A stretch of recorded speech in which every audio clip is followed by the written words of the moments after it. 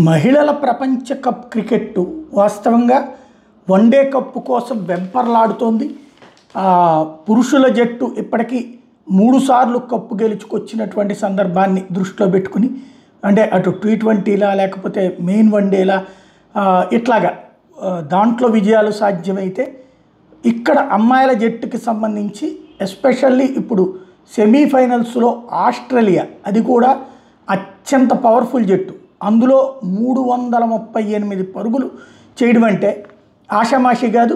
339కి సాధించాల్సినటువంటి సందర్భంలో బాది వదిలిపెట్టడం అన్నటువంటిది, అది ఇక అసాధ్యం అనుకున్నటువంటి దాంట్లో సాధించడం అన్నటువంటిదే ఇప్పుడు సంచలనాత్మకమైనటువంటిది. ప్రతి ఒక్కళ్ళు భారత మహిళల జట్టుని అభినందిస్తున్నారు.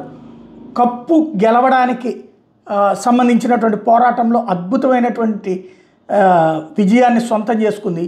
339 పరుగులు లక్ష్యం అంటే ప్రపంచ కప్లోనే కాదు, అసలు మహిళా క్రికెట్ చరిత్రలోనే ఏ జట్టు అంతటి లక్ష్యం ఛేదించలేదు. అది కూడా ఏకంగా శత్రుభీకరమైనటువంటి 7 సార్లు ప్రపంచ ఛాంపియన్ అయినటువంటి ఆస్ట్రేలియా మీద ఆస్ట్రేలియా ఆ స్థాయిలో కొట్టాక ఇక అసాధ్యం అనుకున్నటువంటి దాన్ని సుసాధ్యం చేయగలిగింది భారత జట్టు. బౌలర్లకు సంబంధించి అటాకింగ్ మోడ్లోకి వెళ్ళడం, ఫస్ట్ డిఫెన్స్లోకి వెళ్లాల్సిన పరిస్థితి నుంచి అఫెన్స్లోకి తీసుకువెళ్ళి భారీ షాట్లతో విరుచుకుపడి సాధించినటువంటి విజయం మాత్రం చరిత్రలో రికార్డ్ అయిపోతుంది.